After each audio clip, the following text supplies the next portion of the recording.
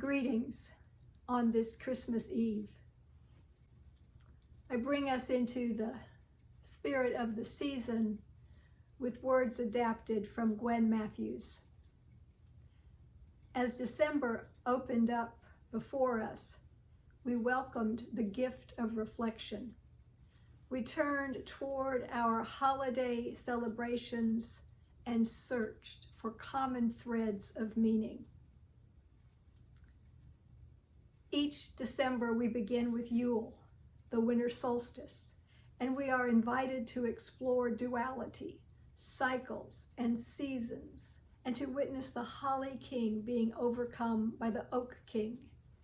Yule reminds us that we all partake in the miracle of renewal. Hanukkah, the festival of lights, commemorates a time of miracles when the faith of the Jewish people sustained them to reclaim their holy temple and keep the light of the menorah burning for 8 days. Christmas, the celebration of Jesus' humble birth in a manger, offers us to revisit the miracle of birth and the desire to find saviors to heal the scars of humanity. Here in our church, you are just as much a holiday miracle as the turning of the earth, as persistence and dedication to a faith, as the creation of each new life.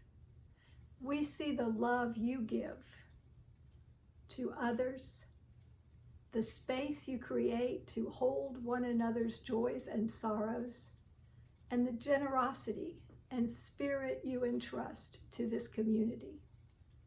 You are the holiday miracle. This community is one of miracle makers. Welcome.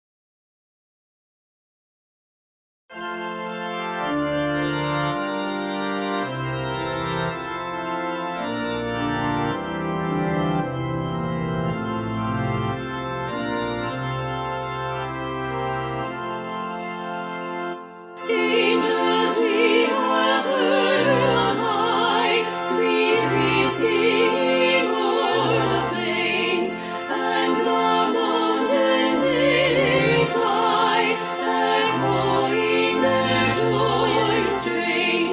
Gloria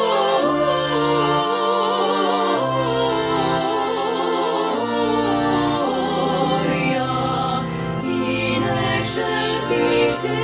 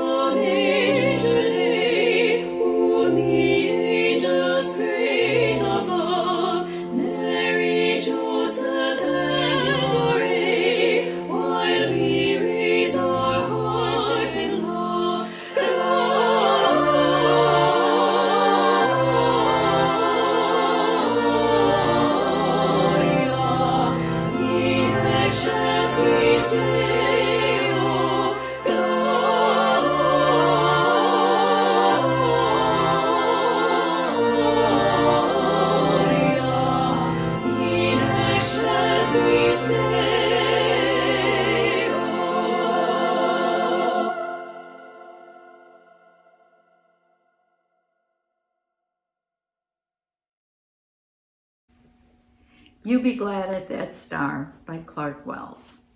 Several years ago, and shortly after twilight, our 3.5-year-old tried to gain his parents' attention to a shining star. The parents were busy with time and schedules, the irritabilities of the day, and other worthy preoccupations. Yes, we'll see the star. Now I'm busy, don't bother me. On hearing this, the young one launched through the porch door, fixed a fiery gaze on us, and said, "You be glad at that star."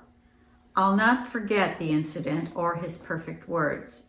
It was one of those rare moments when you get everything you need for the good of your soul: reprimand, disclosure, and blessing. It was especially good for me, that surprising moment, because I'm one who responds automatically and negatively to the usual exhortations to pause and be more appreciative of life. Fortunately, I was caught grandly off guard. There's a notion with some truth in it that we cannot command joy, happiness, appreciation, fulfillment. We do not engineer the seasons of the soul or enjoin the quality of mood in another. And yet, I do believe there is right and wisdom in that imperative declaration, "You be glad at that star." If we cannot impel ourselves into a stellar gladness, we can at least clean the dust off our lenses of perceptions. If we cannot dictate our own fulfillment, we can at least steer in the right direction. If we cannot exact a guarantee for more appreciative awareness of our world, for persons and stars and breathing, and the taste and incalculable gift of every day, we can at least prescribe some of the conditions through which an increased awareness is more likely to open up the skies for us and for our children. It is not always the great evils that obstruct and waylay our joy. It is our unnecessary and undignified surrender to the petty enemies. And I suggest it is our duty to scheme against them and make them subservient to human decree, time, and schedules. Our irritabilities of the day and other preoccupations matter. Our subtle and humane should command our lives. You be glad at that star.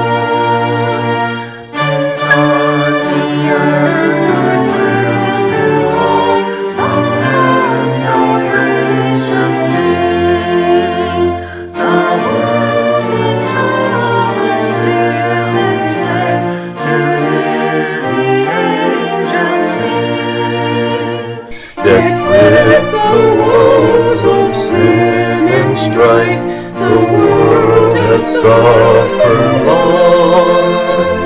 Beneath the angels' train have rolled 2,000 years of wrong.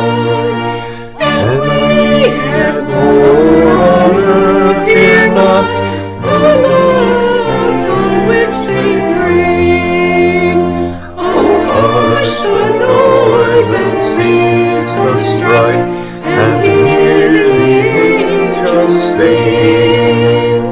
For all the days are hastening on, my lawless Savior. When with the adversary years shall come the time foretold, when he shall overhaul the earth, its ancient splendors gleam, and all the world give back the song which now the angels sing.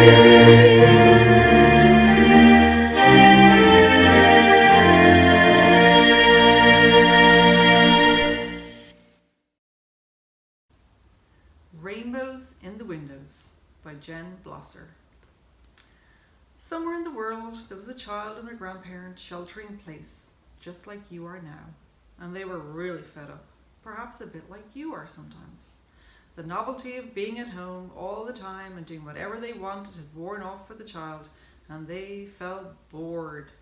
For the grandparent, it was less a feeling of boredom weighing them down, but rather a sense of hopelessness. They watched TV for hours, but how many hours remained a mystery. They had stopped keeping track of time, really. The days all blurred together. They felt they had been doing this for so long. And then, one day, when the child accidentally sat on the remote after getting more snacks, and the TV accidentally turned off, there was something new reflected in the black screen of the powered-down TV. The child and the grandparent turned around to look out their front window and find the source of this reflection. In the house across the street from them, there was a piece of paper taped to the window, and on that paper was a colourfully drawn rainbow. Well, this was something new, something unexpected and bright and cheery. The child and grandparent turned to one another knowingly, grinning. In a flash, the child retrieved a sheet of paper and crayons and began to draw a rainbow while the grandparent fetched tape. A moment later, they gazed upon their window with pride. Their rainbow shone back across the street, joyfully mirroring their neighbour's rainbow. What happened next was like magic. Every day, more cheerful rainbows appeared in more windows, all up and down the street. The child and the grandparent playfully drew rainbows for each window in their home, watching their neighbours doing the same. Red, orange, yellow, green, blue, purple, and all manner of other colours burst forth, seeming to shine through the windows. A cacophony of colour. But the people didn't stop there. They continued to draw. Rainbows were taped to neighbours' doors, slipped into mailboxes. They were sent to care homes, to beloved elders who couldn't have visitors. Rainbows were left tucked under the windshield wipers of Uber Eats cars. People made rainbows to send to hospitals, scrawled with messages of gratitude and admiration for everyone working to help the sick. From the doctors and nurses to the custodial staff and the maintenance workers. Stockers working hard in grocery stores found paper rainbows between cans of beans and corn, left waiting on the shelves where the toilet paper was sold out. Now, families on solitary walks around the city go rainbow hunting. The child and their grandfather like to do this, taking paper with them to write down all the places they see rainbows hanging. The empty school, the corner store, windows of brownstone homes, even hanging from balconies 15 stories up. They make a list of all the rainbows emerging, logging each place where the colours shine into the empty streets. By now, you've probably figured out that this story is really happening all over the world, right now. Folks are coming together in spirit while physically distanced to lovingly reassure one another with brilliant colours. The rainbows are beautiful and seem to shine, and to see them alone is joy, but they carry with them a promise. The rainbows shine as a reminder of hope. We are all in this together. The storm will end, and we will come out the other side.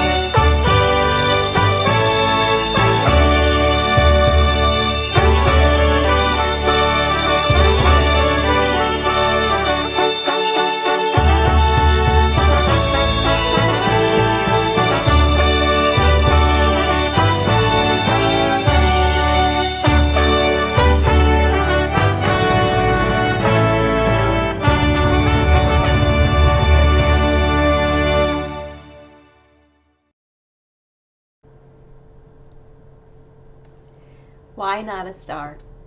They told me that when Jesus was born, a star appeared in the heavens above the place where the young child lay. When I was very young, I had no trouble believing wondrous things. I believed in the star. It was a wonderful miracle, part of a long ago story foretelling an uncommon life. They told me a supernova appeared in the heavens in its dying burst of fire. When I was older and believed in science and reason, I believed the story of the star explained. But I found I was unwilling to give up the star, fitting symbol for the birth of one whose uncommon life has been long remembered. The star explained became the star understood, for Jesus, for Buddha, for Zarathustra. Why not a star? Some bright star shines somewhere in the heavens each time a child is born. Who knows what it may foretell? Who knows what uncommon life may yet again unfold, if we but give it a chance. Margaret Gooding.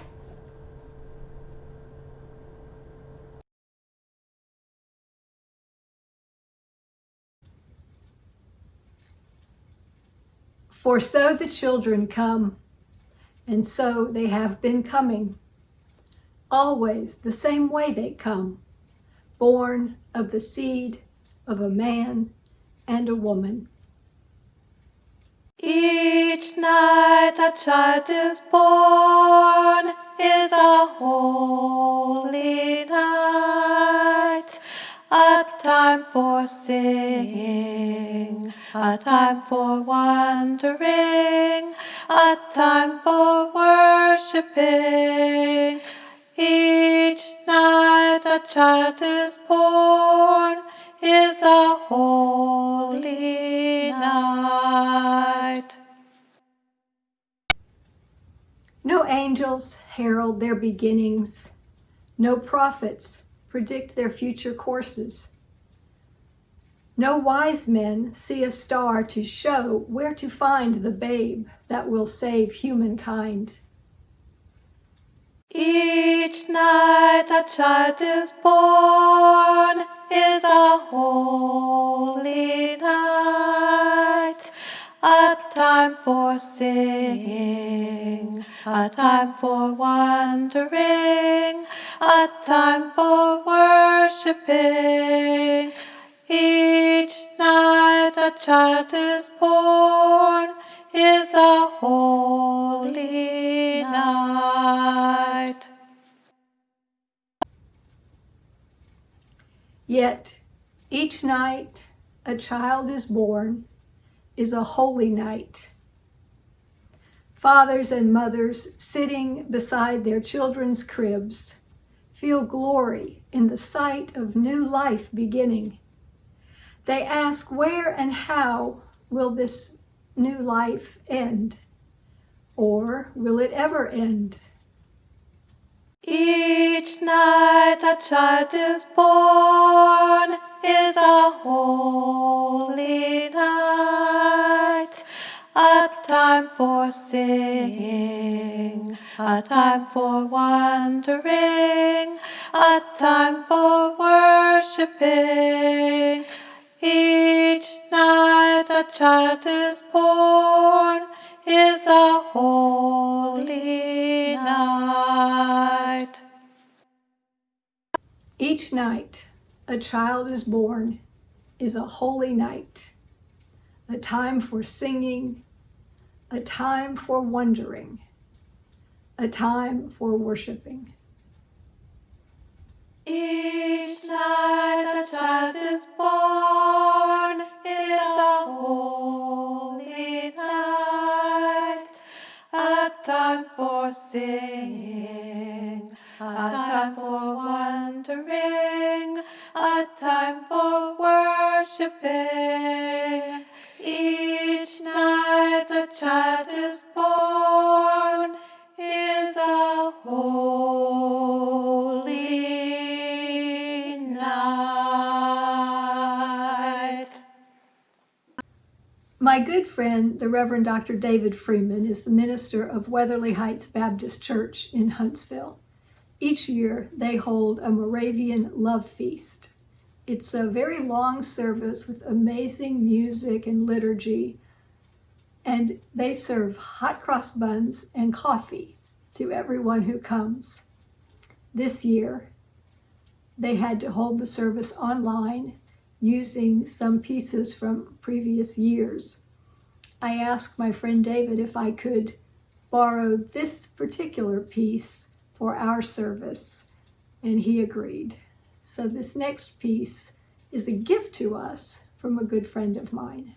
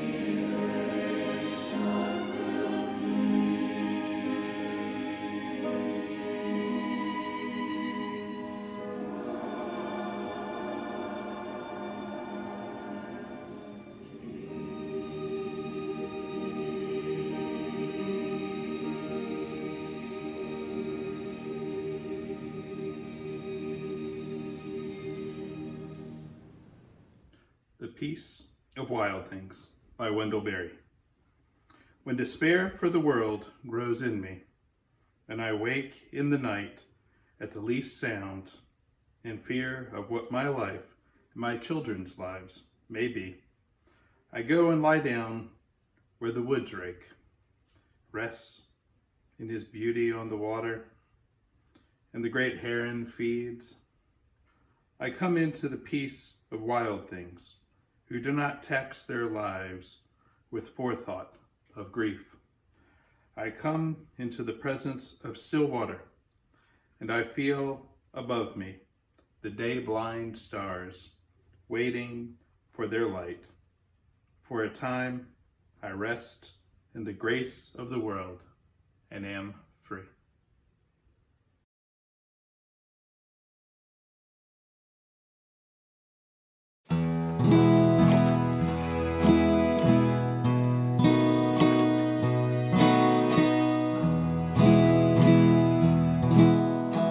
Silent night, holy night, all is calm, all is bright, round yon virgin mother and child, holy infant, so tender and mild, sleep in heavenly peace, sleep in heavenly peace.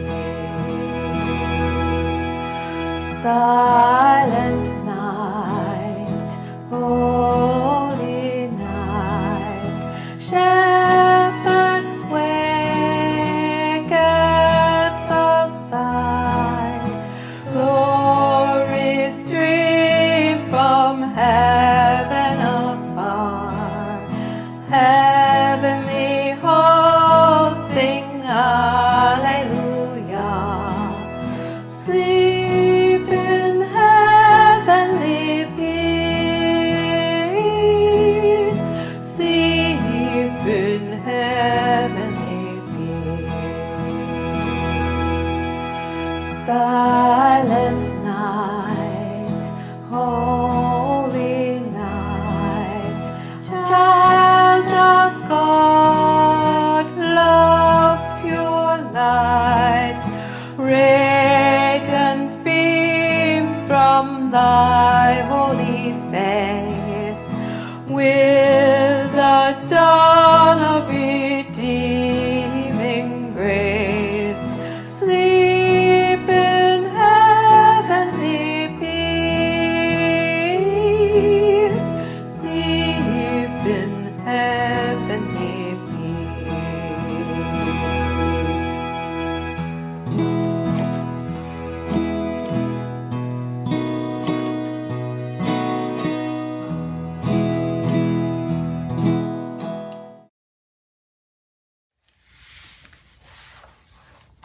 I close our service this evening with words from the Reverend John Papandrew, who died several years ago.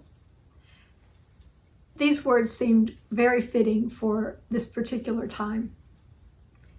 To each of us is given, for the time being, a season. It has become for most a mixed bag, a time for sorting. May this holiday season give you all a time to stand just a few steps from your door, and in looking up, be lifted up.